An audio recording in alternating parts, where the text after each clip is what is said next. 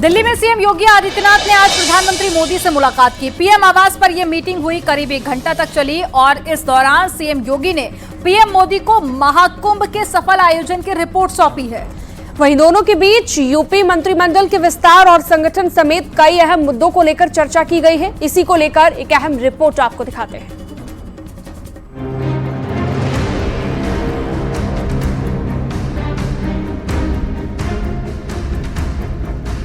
दिल्ली दौरे पर सीएम योगी ने पीएम मोदी से मुलाकात की। दोनों नेताओं के बीच करीब 1 घंटे तक बातचीत हुई। इस मौके पर मंत्रिमंडल विस्तार से लेकर महाकुंभ आयोजन के सफल आयोजन पर भी चर्चा हुई। उत्तर प्रदेश के मुख्यमंत्री योगी आदित्यनाथ और प्रधानमंत्री की आज मुलाकात हुई है। प्रधानमंत्री आवास में हुई मुलाकात के दौरान योगी आदित्यनाथ ने महाकुंभ के सफल आयोजन को लेकर पूरी रिपोर्ट प्रधानमंत्री को सौंपी है। इस रिपोर्ट में साफ है कि कहां हमारी कमियां रही थी और क्या हमारी अच्छाई रही, कौन कौन से नए रिकॉर्ड इस महाकुंभ में बनाए गए, इसका भी उल्लेख किया गया है। कुछ दिन पहले ही बीजेपी के राष्ट्रीय महामंत्री विनोद तावड़े भी लखनऊ पहुंचे थे। इस दौरान मंत्रिमंडल विस्तार को लेकर नामों पर चर्चा हुई थी। सीएम योगी की पीएम मोदी से हुई मुलाकात के दौरान कई अहम मुद्दों पर चर्चा हुई। पीएम मोदी के साथ सीएम योगी की यूपी बीजेपी के प्रदेश अध्यक्ष के नाम पर चर्चा हुई। इसके साथ ही यूपी सरकार के मंत्रिमंडल विस्तार को लेकर भी बातचीत हुई। सीएम योगी ने महाकुंभ के सफल आयोजन को लेकर भी चर्चा की। इससे पहले शनिवार को मुख्यमंत्री योगी आदित्यनाथ ने बीजेपी अध्यक्ष जेपी नड्डा से मुलाकात की थी। सीएम योगी और नड्डा के बीच लंबी बातचीत हुई। इस दौरान दोनों नेताओं के बीच यूपी बीजेपी के प्रदेश अध्यक्ष के नाम पर चर्चा हुई और मंत्रिमंडल विस्तार को लेकर भी बातचीत हुई। इससे पहले सीएम योगी ने बीजेपी अध्यक्ष जेपी नड्डा से मुलाकात की थी। सीएम योगी की ये दोनों मुलाकातें इसलिए अहम मानी जा रही हैं क्योंकि यूपी समेत देश के अन्य हिस्सों में बीजेपी में संगठन के चुनाव चल रहे हैं। यूपी में बीजेपी को नया प्रदेश अध्यक्ष मिलना है, इसकी कवायद तेज हो गई है। मंडल अध्यक्ष के चुनाव हो गए हैं, अब जिला अध्यक्ष के नामों का ऐलान होना बाकी है। यूपी में उपचुनाव में बम्पर जीत के लिए लंबे समय से योगी मंत्रिमंडल की विस्तार की चर्चाएं भी हो रही हैं। माना जा रहा है कि योगी आदित्यनाथ विधानसभा चुनाव के लिए अपने हिसाब से टीम तैयार करेंगे, जिसके लिए कुछ नेता सरकार से संगठन में और कुछ संगठन से सरकार में जाएंगे। मंत्रिमंडल विस्तार को लेकर भी प्रधानमंत्री और मुख्यमंत्री के बीच में चर्चा की गई है। हालांकि कल मुख्यमंत्री की मुलाकात जेपी नड्डा से हुई थी। उन्होंने महाकुंभ को लेकर जेपी नड्डा से भी एक लंबी चर्चा की और एक रिपोर्ट सौंपी। नई दिल्ली से अशरफ काज़मी, न्यूज़ 18। सीएम योगी आदित्यनाथ 2027 विधानसभा चुनावों के लिए सियासी समीकरण साधने में जुट गए हैं और सीएम योगी ने 10 महापुरुषों के नाम पर योजनाएं शुरू करने का ऐलान किया, जिन पर काम भी शुरू हो गया है। बजट में एक साथ 10 नई योजनाएं शुरू कर महापुरुषों के नाम पर उनको समर्पित किया गया है। माता शबरी, अहिल्याबाई होलकर और साथ ही बाबा साहब अंबेडकर, चौधरी चरण सिंह और कबीरदास जैसे महापुरुषों के नाम पर योजनाएं शुरू की गई हैं। आपको एक रिपोर्ट दिखाते हैं।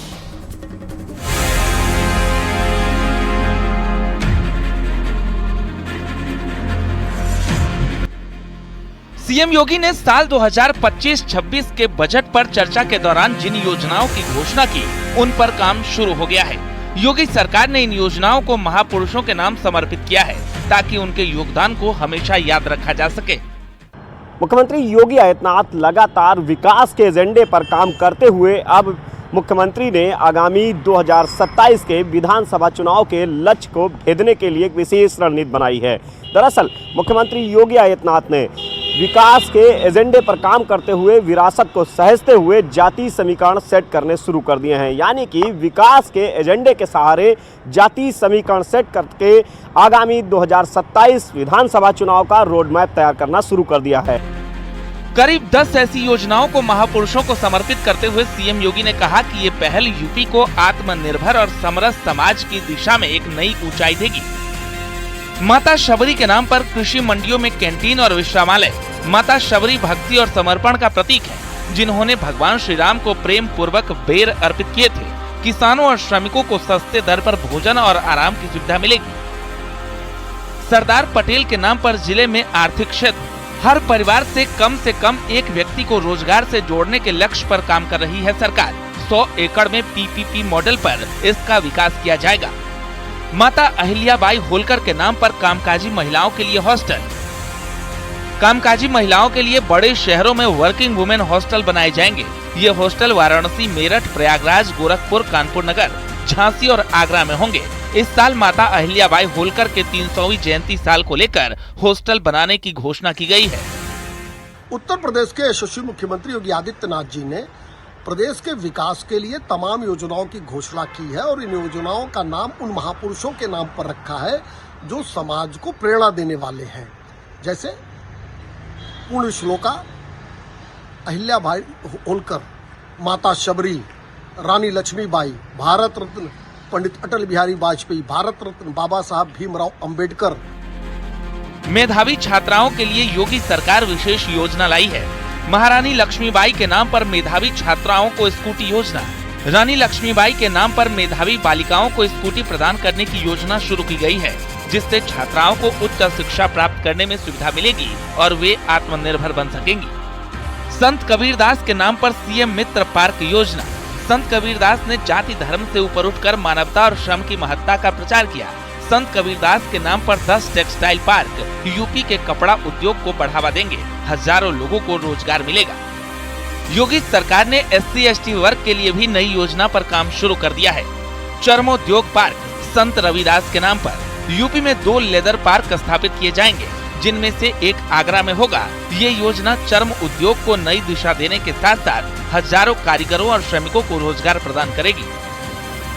लखनऊ में सीड पार्क भारत रत्न चौधरी चरण सिंह के नाम पर लखनऊ में सीड पार्क स्थापित किया जाएगा, जिससे किसानों को उच्च गुणवत्ता वाले बीज और कृषि संबंधी संसाधन उपलब्ध होंगे। इससे प्रदेश की कृषि उत्पादकता को नई गति मिलेगी। संत रविदास, संत कबीरदास के नामों पर योजनाओं की घोषणा की और निश्चित रूप से जहां विकास को पंख लगेगा, वहीं इनके नाम से प्रदेश के लोगों को प्रेरणा भी मिलेगी।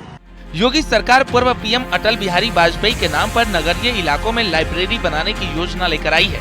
नगरीय क्षेत्रों में पुस्तकालय भारत रत्न अटल बिहारी वाजपेयी के नाम पर। जन्म शताब्दी वर्ष के मौके पर योगी सरकार अटल जी के नाम पर प्रदेश के नगरीय क्षेत्रों में पुस्तकालय बनाने के लिए भी बजटीय प्रावधान किया है। समाज कल्याण छात्रावास पुनर्निर्माण एवं नव निर्माण योजना भारत रत्न बाबा साहब डॉक्टर भीमराव अंबेडकर के नाम पर योगी सरकार नई योजना ला रही है। इस योजना से दलित, पिछड़े और आर्थिक रूप से कमजोर वर्गों के छात्रों को शिक्षा में सहायता मिलेगी। बिरसा मुंडा को समर्पित 2 जनजातीय संग्रहालय। बिरसा मुंडा के 150वें जन्म वर्ष को जनजातीय गौरव वर्ष के तौर पर योगी सरकार मना रही है। मिर्जापुर और सोनभद्र में उनके नाम पर 2 जनजातीय संग्रहालय स्थापित करने की योजना है। योगी सरकार का ये कदम एक और जहां महापुरुषों से प्रेरणा लेकर विरासत और विकास को साथ लेकर चलने की नीति को पुष्ट करेगा, वहीं इन योजनाओं से अलग अलग वर्गों को लाभ तो मिलेगा ही और प्रदेश की सामाजिक, आर्थिक, शैक्षिक और औद्योगिक प्रगति को गति भी मिलेगी। मुख्यमंत्री योगी आदित्यनाथ ने उत्तर प्रदेश में 10 महापुरुषों के नाम पर, जो अलग अलग जातियों के बड़े महापुरुष हैं, उनके नाम पर योजनाओं की शुरुआत कर दी है। ये 10 योजनाएं अलग अलग महापुरुषों के नाम पर हैं और इनकी शुरुआत का ऐलान मुख्यमंत्री योगी आदित्यनाथ ने कर दिया है। उत्तर प्रदेश के सभी जनपदों में इन योजनाओं का सीधे तौर पर लाभ होगा। कैमरामैन मनोज शाही के साथ संकेत मिश्रा, न्यूज़ 18 लखनऊ। एक तरफ दिल्ली में बीजेपी में मंत्री और साथ ही सांसदों ने सरकारी आवास की नेम प्लेट पर तुगलक लेन के साथ में स्वामी विवेकानंद मार्ग लिखवा लिया है, तो वहीं पर बीजेपी के कई और नेता हैं जो मुगल कालीन नाम बदलकर नए नाम किए जाने की हिमायती हैं। मुजफ्फरनगर के बाद अब मेरठ का भी नाम बदलने की मांग उठ गई है। मेरठ का नाम बदलकर अग्रसेन नगर रखने की मांग की गई है। ये रिपोर्ट देखिए।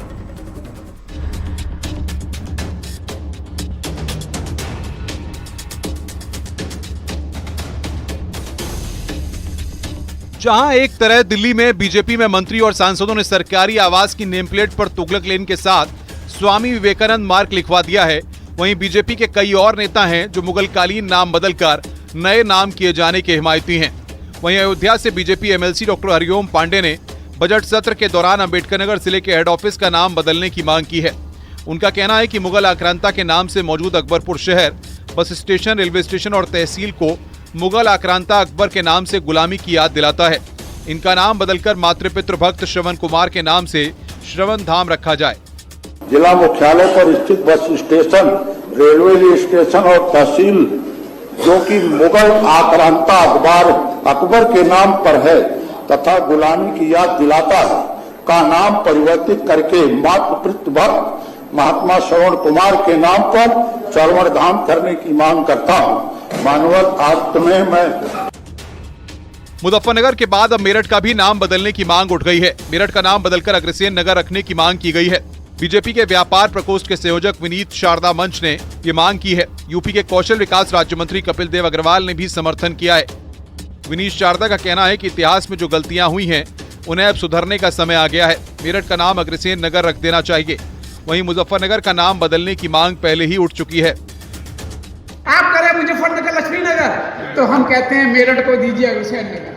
मेरठ को अग्रसेन नगर का नाम दिया जाए, क्योंकि अग्रसेन वो थे जिन्होंने अभिमन्यु जब फंस गए थे चक्रव्यूह में, और जब बगल के हस्तिनापुर में महाभारत चल रही थी, अभिमन्यु फंस गए तो भागे भागे अग्रसेन पहुंचे।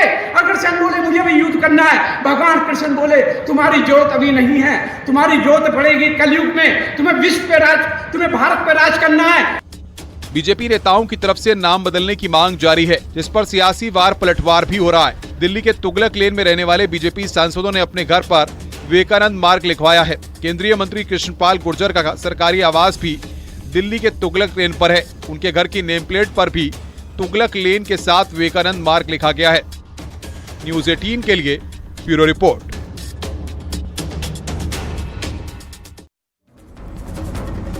एएमयू प्रशासन ने अब होली खेलने की इजाजत दे दी है। होली के त्योहार के लिए एएमयू प्रशासन ने इजाजत दी और 2 दिन तक एनआरएससी हॉल में एएमयू छात्रों के लिए ये खुला रहेगा। मुस्लिम स्कॉलर्स ने भी एएमयू के फैसले का स्वागत किया है। और वहीं अलीगढ़ में बीजेपी की मुस्लिम महिला नेता ने एएमयू कैंपस में मंदिर बनवाने की मांग की है। उनका कहना है कि जिस तरीके से एएमयू कैंपस में मुस्लिम छात्रों के लिए हर हॉस्टल में मस्जिद बनी हुई है, वैसे ही हिंदू छात्रों के लिए मंदिर बनना चाहिए। आपको एक रिपोर्ट दिखाते हैं।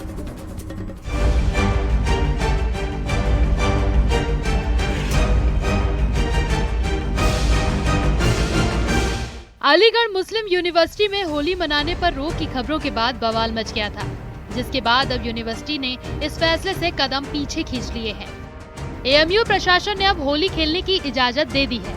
होली के त्योहार के लिए 2 दिन एनआरएससी हॉल एएमयू छात्रों के लिए खुला रहेगा।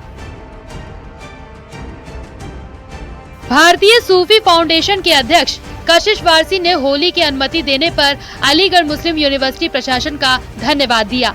उन्होंने कहा कि होली देश का हमारे भाइयों का त्योहार है। अगर रंग से ऐतराज है तो हम अपने घरों में रहें। जो लोग होली मना रहे हैं, होली खेल रहे हैं, वो होली खेलें। होली जो है वो देश का एक त्योहार है, हमारे भाइयों का त्योहार है। अगर हम मिलकर नहीं मना सकते, हमें रंग से कोई एतराज है, तो हम अपने घरों में बैठें, अपने कमरों में बैठें, और जो लोग होली मना रहे हैं, होली खेल रहे हैं, होली खेलें। जो मैं अलीगढ़ मुस्लिम यूनिवर्सिटी के प्रशासन को धन्यवाद देना चाहता हूं कि उन्होंने बाकायदा एक कमरे के अंदर, एक हॉल के अंदर होली का इंतज़ाम किया है। वो इस होली मिलन को बहुत अच्छी तरह से कराएं और तमाम देश को ये मैसेज दें कि इस देश के अंदर कौमी एकता की जड़ें मजबूत थी, मजबूत हैं, मजबूत रहेंगी। वहीं अलीगढ़ में बीजेपी की मुस्लिम महिला नेता ने एएमयू कैंपस में मंदिर बनवाने की मांग की है।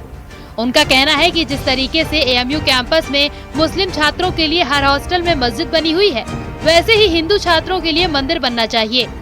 मंदिर में सभी देवी देवताओं की मूर्ति होनी चाहिए।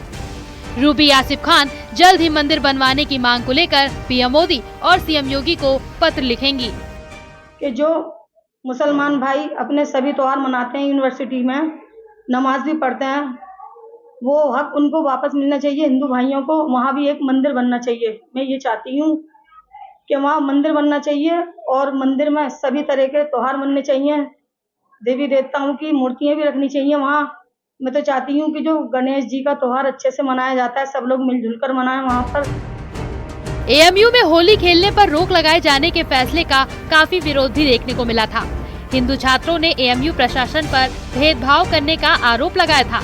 उन्होंने कहा कि एएमयू को सभी धर्मों का सम्मान रखते हुए उनके कार्यक्रम को अनुमति दी जानी चाहिए। न्यूज़ 18 के लिए ब्यूरो रिपोर्ट।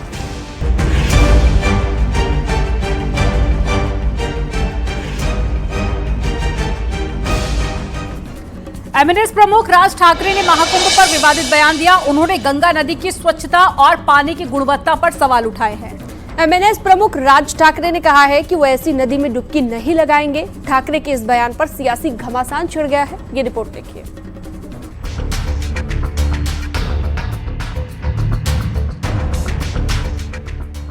महाकुंभ तो खत्म हो चुका है, लेकिन उस पर विवादित बयानों का सिलसिला जारी है। अब एमएनएस प्रमुख राज ठाकरे ने महाकुंभ पर विवादित बयान दिया है। राज ठाकरे ने न सिर्फ महाकुंभ के गंगा जल को पीने से इनकार किया, साथ ही इसे अंधविश्वास बताया है और कहा है कि महाकुंभ से लौटे लोग बीमार पड़ गए हैं। महाकुंभ पर राज ठाकरे के विवादित बयान को लेकर सियासत शुरू हो गई है। बीजेपी और उद्धव ठाकरे गुट ने राज ठाकरे पर निशाना साधा है। राज ठाकरे को भी हिंदू विरोध की बीमारी जड़ गई है।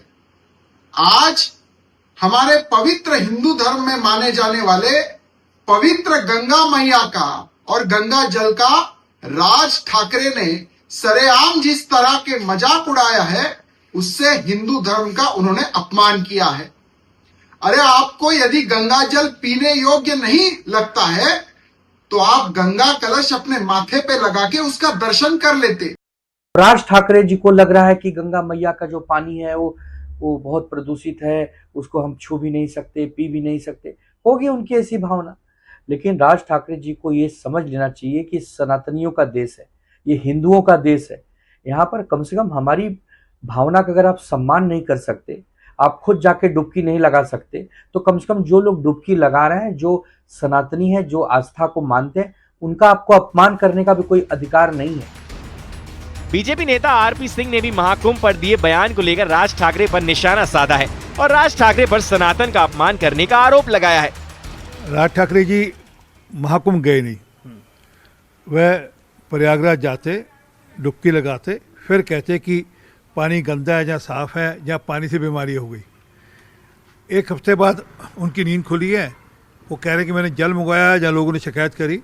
असल में क्या कि ये सब के सब लोग ऐसे हो गए जिनको सनातन पर को चोट करनी है, अपने आप को बड़ा दिखाना है और सनातन को छोटा दिखाना है, इसलिए इस प्रकार के प्रश्न उठाते हैं। अफसोस है कि राज ठाकरे जैसा व्यक्ति भी इस प्रकार के प्रश्न उठा रहा है। राज ठाकरे के बयान पर सियासत गर्म है। महाकुंभ पर एक बार फिर सियासी संग्राम छिड़ गया है। बीजेपी से लेकर शिवसेना तक हमलावर है। राज ठाकरे पर सनातन के अपमान का आरोप लगा रही है। Bureau report, news 18।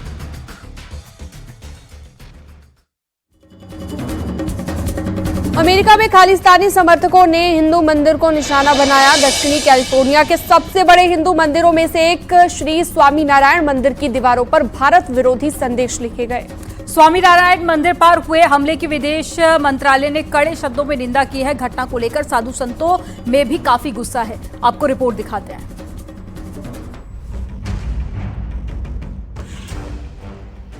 अमेरिका में एक बार फिर हिंदू मंदिर को निशाना बनाया गया है। खालिस्तान समर्थकों ने दक्षिण कैलिफोर्निया के सबसे बड़े हिंदू मंदिर में से एक श्री स्वामीनारायण मंदिर की दीवारों पर भारत विरोधी संदेश लिखे हैं। स्वामीनारायण मंदिर पर हुए हमले की विदेश मंत्रालय ने कड़े शब्दों में निंदा की है। विदेश मंत्रालय की तरफ से जारी बयान में कहा गया है कि स्थानीय पुलिस प्रशासन जिम्मेदार लोगों पर सख्त कार्रवाई करेगा और सभी पूजा स्थलों की सुरक्षा सुनिश्चित की जाएगी।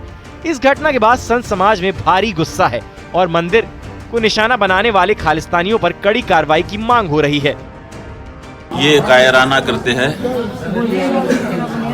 जहाँ पर शांति का, सौमनस्य का, हिल मिल के रहने का उपदेश किया जाता हो, जो समाज को जोड़ने वाला केंद्र हो, ऐसे स्थान पर हमला करना बहुत कायरों का कारनामा है। ये निंदनीय है। अमेरिका में ही मंदिर तोड़े जा रहे हैं, तो इसे बड़ा दुर्भाग्यपूर्ण क्या होगा। हम पाकिस्तान की बात करते हैं, बांग्लादेश की बात करते हैं, अब इंग्लैंड और अमेरिका जैसे विकासशील विकसित देशों में हमारे मंदिर और धर्म सुरक्षित नहीं है, हमारे संत सुरक्षित नहीं है, हमारे पुजारी सुरक्षित नहीं है, हमारे हिंदू सुरक्षित नहीं।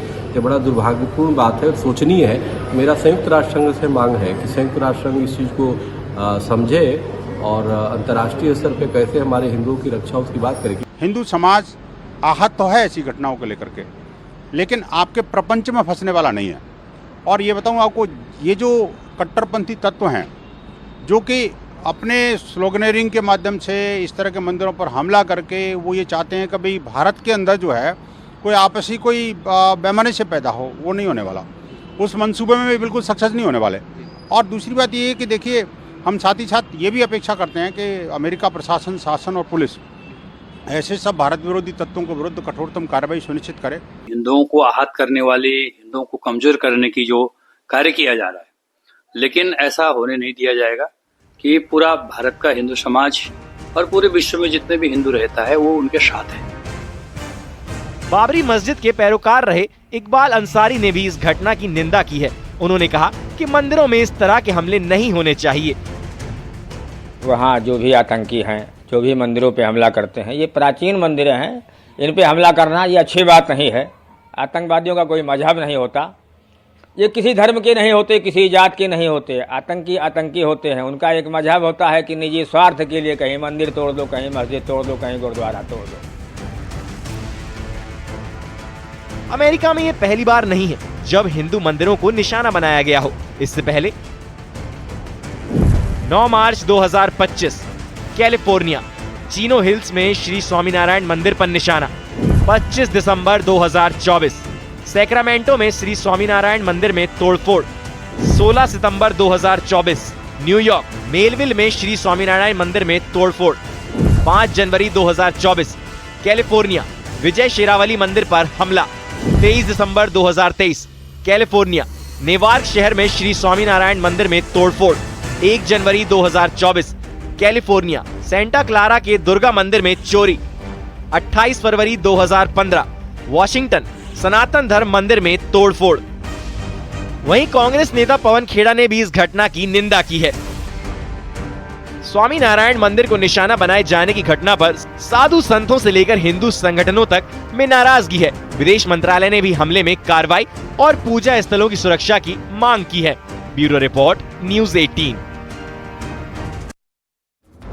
प्रयाग में एसडीआरएफ के सोनप्रयाग कैंप के पीछे होटल में रविवार देर रात अचानक आग लगने से हड़कंप मच गया। आग इतनी भीषण थी कि दूर से ही आग की लपटें देखी गई। भीषण आग में 3 लोग झुलस गए, जिसमें से एक की हालत गंभीर बताई जा रही है। वहीं कड़ी मशक्कत के बाद में आग पर कंट्रोल किया गया। 2 घायलों का इलाज सीएचसी में किया जा रहा है, जबकि गंभीर घायल को जिला अस्पताल रुद्रप्रयाग के लिए रेफर कर दिया गया है।